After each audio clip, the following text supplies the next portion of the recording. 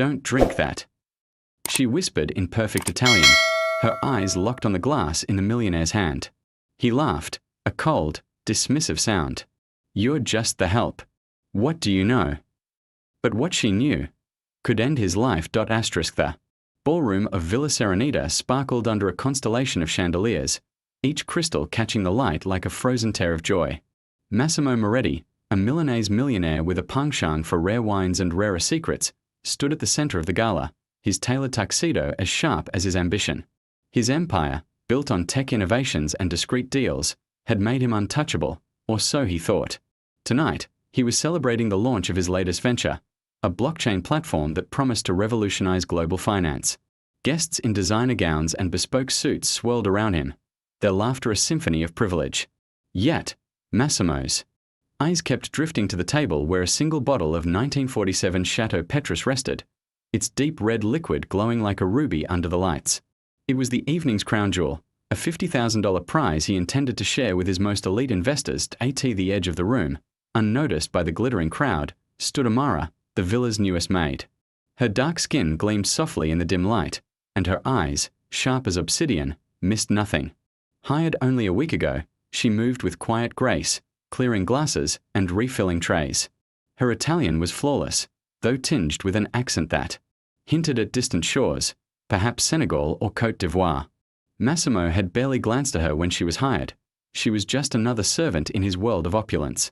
But Amara had been watching him, her instincts honed by a life of survival in places far less forgiving than this marble-clad villa. As the night wore on, Massimo raised the bottle of Chateau Petrus, announcing a toast to seal the night's deals.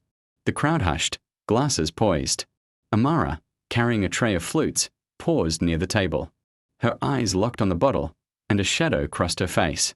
She stepped forward, her voice cutting through the silence like a blade. Non bever quello, she said in Italian, her tone low but urgent. Don't drink that. Massimo froze, his hand hovering over the cork. The room turned to her, a collective gasp rippling through the guests. Who was this maid, daring to interrupt? Massimo's smile tightened, his charm masking a flicker of unease. What are you talking about?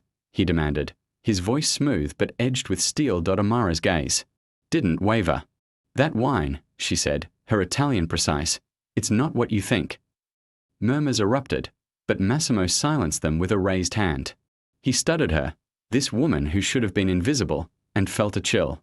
Her warning wasn't just bold, it was specific. He set the bottle down, his mind racing. Was this sabotage? A prank? Or something darker? He'd heard whispers of competitors wanting to derail his launch, but poison? That was a step too far. Yet Amara's eyes held no malice, only a quiet certainty that unnerved him. He demanded an explanation, his voice now a growl. Amara hesitated, then spoke softly, so only he could hear. I've seen that bottle before. Not here. In Naples, with men who trade in things that don't belong in wine. Massimo's blood ran cold. Naples meant the Camorra, the mafia whose tendrils reached even his world. He'd crossed them once, years ago, over a deal gone sour. Had they found a way to strike back? He waved off the guests, forcing a laugh, and pulled Amara aside. You'd better be right, he hissed, or you're finished. But as he looked into her unflinching eyes, he knew she wasn't lying. The truth, whatever it was, lay in that bottle, and he wasn't ready to drink it yet. Massimo led Amara to a private study, the gala's din fading behind thick oak doors. His heart pounded as he set the Chateau Petrus on the desk, its label mocking him with its elegance. Speak, he demanded, his voice low. Amara stood tall, her maid's uniform a stark contrast to the room's opulence. In Naples, she began, I worked for a man named Donato. He ran a restaurant, but it was a front. His real trade was in rare goods, art, jewels, wines. That bottle, she pointed, has a mark on the seal. A tiny crescent. Donato's men used it to mark tampered bottles. Massimo inspected the seal, his fingers trembling. There it was, a faint crescent, almost invisible. His mind flashed to a deal 5 years ago, when he'd outbid a Camorra front for a vineyard. He'd thought it settled, but grudges in Naples never died. What's in it? He asked, dreading the answer. Amara's eyes darkened. I don't know. But Donato. bragged about silent revenge, poisons that kill slowly, leaving no trace until it's too late. He wanted to dismiss her, to call it nonsense, but her certainty gnawed at him.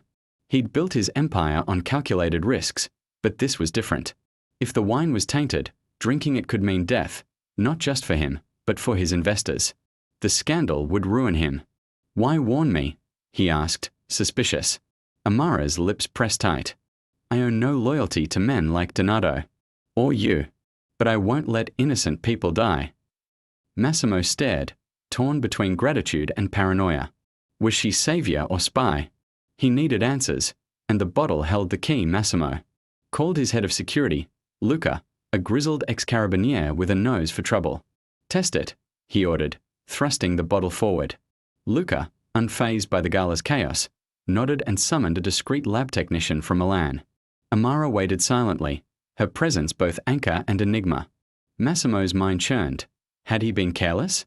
The Camorra didn't forgive, and he'd underestimated their reach. The technician arrived, setting up a portable spectrometer in the study. The room felt suffocating as the device hummed, analyzing the wine's contents. Minutes stretched like hours. Finally, the technician frowned. "There's a compound here, odorless, tasteless, likely a neurotoxin, slow-acting, lethal in high doses." Massimo's knees weakened. Amara had been right. The crescent seal wasn't just a mark, it was a death sentence. He turned to her, his voice hoarse. "How did you know?" Amara's expression softened, but only slightly. "I learned to see what others miss. In Naples, it kept me alive." Luca suggested sweeping the villa for other threats, but Massimo's focus was on Amara. She'd save him, but her knowledge made her dangerous. Was she a plant, feeding him? Just enough truth to gain his trust? He couldn't risk it. "You're staying here until we sort this out," he said, gesturing to a guest room. Amara didn't protest, her calm unnerving him further. As Luca escorted her out, Massimo stared at the bottle, its beauty now a lie. The Camorra had played a long game, but why now? And how deep did their reach extend? He needed to trace the bottle's path from auction to his hands and find the trader in his circle before the night ended. Massimo pored over his acquisition records, the gala forgotten. The Chateau Petrus had come from a private auction in Zurich, brokered by his trusted aide, Claudia. She'd handled his rare wine purchases for years, her loyalty unquestioned, until now. He summoned her, his voice cold. Claudia entered, her usual poise faltering under his gaze. "Where did you get the Petrus?" he asked. She hesitated, claiming it came from a reputable Swiss dealer, but her eyes darted nervously. Massimo pressed harder, mentioning the crescent seal. Claudia paled, stammering about an oversight. Amara, brought back to the study, watched silently. "She's lying," Amara said, her voice steady. "The seal's not a dealer's mark. It's Camorra." Claudia's composure cracked, and she confessed. A man had approached her months ago, offering a fortune to slip the bottle into Massimo's collection. She swore she didn't know it was poisoned, only that it was special. Massimo's rage boiled, but he needed more. Who was he? He demanded. Claudia whispered name. Vincenzo, a Camorra enforcer. Massimo's world tilted. Vincenzo wasn't just a thug. He was a shadow from his past, tied to the vineyard deal. Claudia's betrayal cut deep, but she was a pawn. Vincenzo was the real threat. Massimo ordered Luca to lock Claudia in the villa's wine cellar and track Vincenzo's movements. Amara, still an enigma, offered a lead. Vincenzo frequents a club in Milan. "I can take you there." Massimo hesitated. Trusting Amara was a gamble, but her warning had saved him once. With the gala winding down and guests oblivious to the drama, he made his choice. "We leave at dawn," he said, knowing the truth awaited in Milan's underbelly. Dawn broke over Milan as Massimo and Amara arrived at Club Ombra, a neon-lit den in the city's grimy fringes. The air reeked of smoke and desperation. Amara led the way, her steps sure, as if she'd walked these shadows before. Massimo, out of place in his tailored coat, felt the weight of his empire teetering. Inside, the club pulsed with bass and secrets. Amara pointed to a man in a corner booth, Vincenzo, his scarred face unmistakable. Massimo's blood surged, but Amara's hand on his arm steadied him. "Not yet," she whispered. They approached, blending into the crowd. Vincenzo, surrounded by armed men, laughed loudly, unaware of the storm closing in. Amara slipped away, returning with a glass of wine from the bar. "Watch," she said, placing it before Vincenzo. His eyes lit up, but as he raised it, Amara leaned in, whispering in Italian, "Non bevo quello."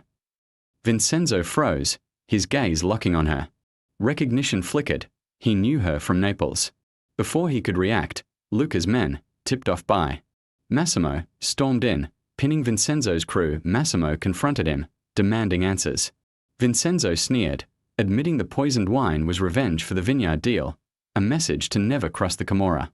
Amara's warning had foiled their plan, and her past with Donato made her a traitor in their eyes. Massimo, torn between fury and grat,